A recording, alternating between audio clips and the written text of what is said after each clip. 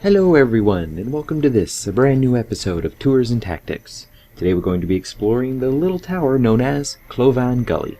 Now, as you saw on the map, it is currently dominated by the folks wearing blue, also known as bluebirds, which I like to call them.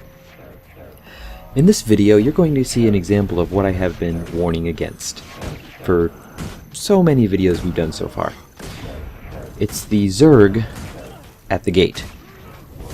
Now first, we're going to take a little bit of a walk around here. As you can see, we've got this tower jutting out into the water, which would normally provide a pretty good angle of defense for the tower's various defenders. On the bridge, above it, such like that. I'm going to run by, drop him a buff, and look at that gate's health. You notice how very much it is not going down? Yeah, get used to that color, because it is going to continue to not very much go down.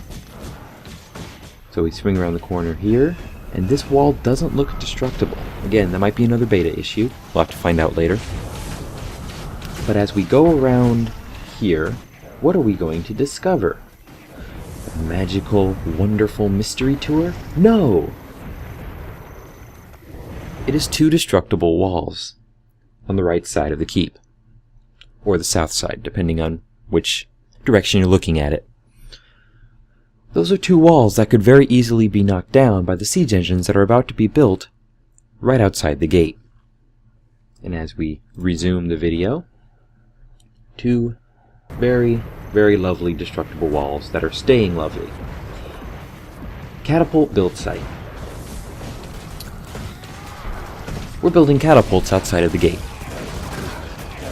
Now, I partly excuse it for noobism, because we're still learning our way around the game and all that stuff. But you notice here we're fighting guards outside the gate. You know where the guards are very much not spawning? Outside the destructible wall.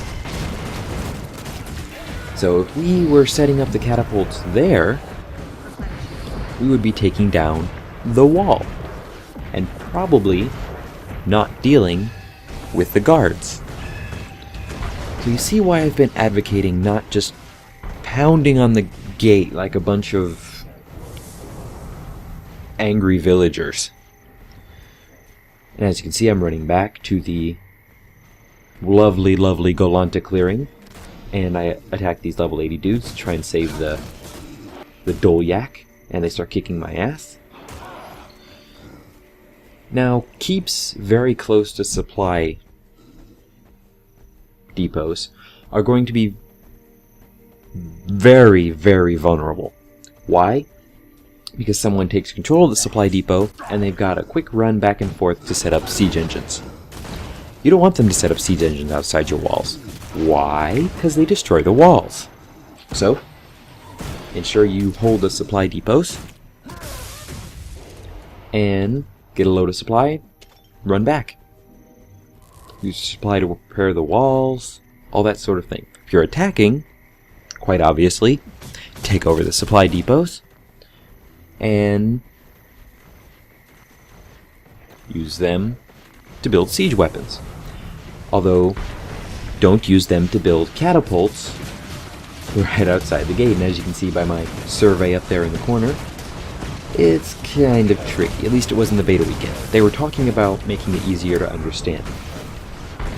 Now, my friends, sit back and enjoy the wonder that is watch a bunch of players pound uselessly on a heavy wooden door.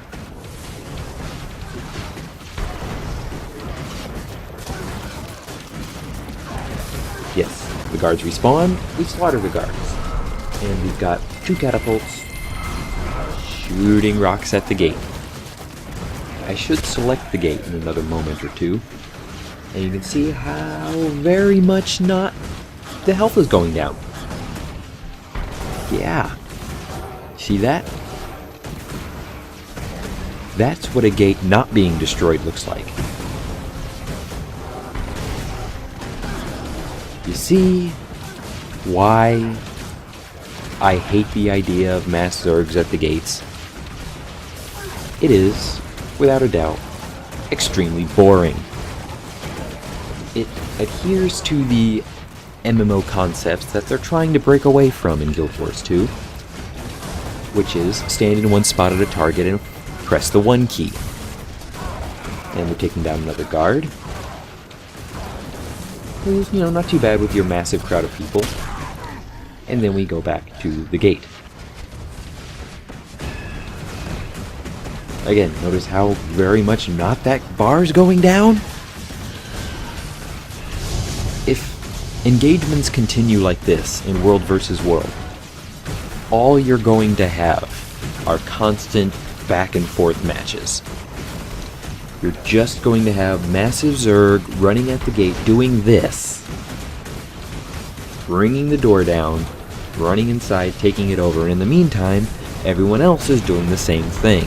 And then you're leapfrogging from keep to tower to supply camp. You're not taking and holding anything. You're just taking, and watching a gate not be knocked down.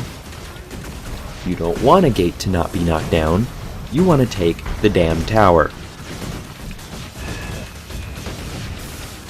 So the lesson we're learning here today, in this wonderful episode,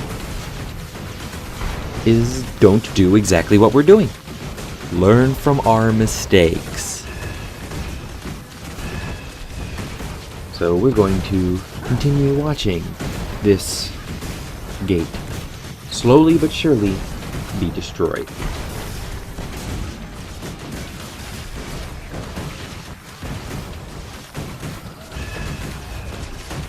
Yeah, this is pretty much how it felt while doing it. This is the reason for this series. This is why this series exists, because this is not fun. The game is, don't get me wrong, I love Guild Wars 2. This element of it is not fun. It is boring. And I actually think we are very close to bringing the gate down finally. Nope, we still got a sliver. Which means we're going to sit back and continue to fire our weapons at it.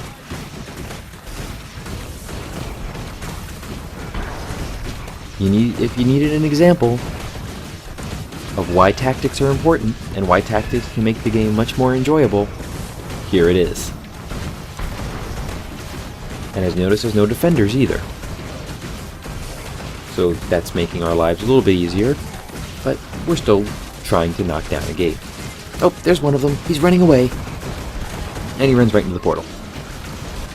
And the gate's open. And we rush in like a bunch of insane people. Taking down the NPCs. Firing weapons everywhere. Charging into the keep. Heading towards the keep lord. Looking at their empty supply. Which means they were probably repairing, which probably was why it took a little longer. I say a little. To tear down the gate. And we go after the Tower Lord. And as you can see, that we're standing on the tower. And we're going to take this guard and these Tower Lords and all these fun people out. Before we kind of do a little bit of a walk around the wall. This is what it boils down to. This is what happens whenever you really don't think outside the box. This is what you have to look forward to when you don't think tactically and think positionally and look at the different keeps and towers for their various weaknesses. I mean, we did take the tower, but at what cost? What could we have been doing instead of standing in front of the gate, pounding on the 1 key? We could have been taking supply depots. I mean, if there's no defenders, you just need 2 catapults to tear down the wall. Maybe a group of 5 or 6. Easy. So we're back to the tour part of the episode, and kind of go through my inventory here, look for any shinies. Don't cause trouble on my watch. There are no shinies. Put your bag away now. And we walk the very, very undestroyed walls of Klovan Gulley. Here's the thing about the way world versus world should work in the world. I made a bad joke there. At the very start, whenever the servers come online, don't focus on taking things. Seriously, don't. Build up your defenses. Work on your cannon towers, your guards, your supply run increases. Build that up, because then it'll be a lot harder for them to take things from you. Maintain your control of your territories. Don't worry about anybody else's. Once you're sure your home front is guarded, then, my friends, then you conquer. Our next episode will take us into the lovely Wild Creek Run, along with the Molvek Works. So, until next episode, my friends, game on and take care.